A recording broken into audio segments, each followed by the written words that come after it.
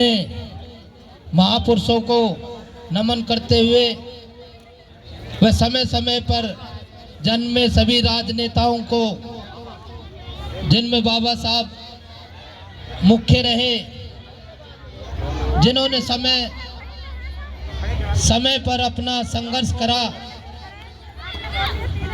धार्मिक, राजनीतिक और समाज की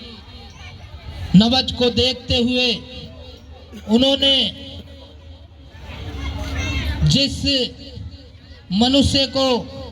जानवर से भी नीचे समझा जाता था, उन मनुष्यों के लिए काम करके,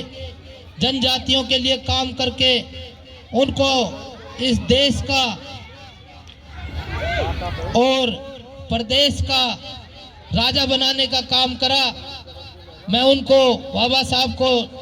नमन करते हुए अपनी बात को, जिन्होंने जन जन तक पहुंचाया और दलित समाज को जगाया, उसी कड़ी में आगे बाबा साहब को,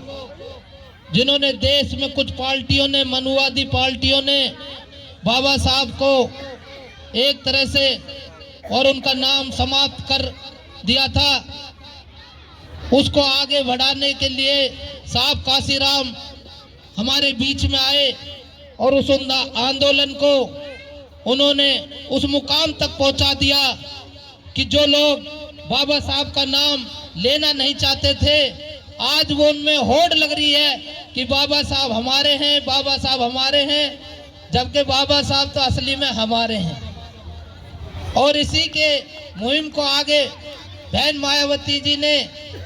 जो 15 जनवरी 1956 को इस देश में एक ज्योति के रूप में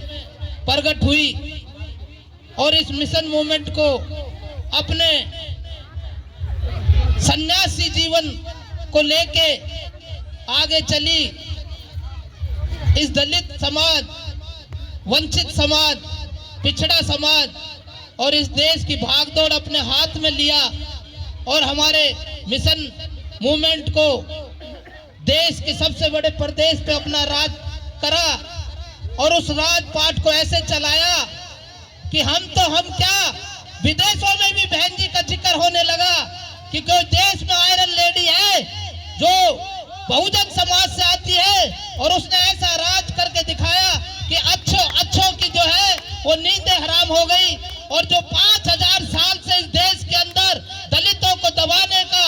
और यहाँ के जो मूल निवासियों को दबाने का काम कर रहे थे, उनके जो इतना बड़ा काम करके दिखाया, देश के अंदर कानून व्यवस्था, बहन बेटियों की सुरक्षा, देश के अंदर रोजगार और देश को एक समृद्ध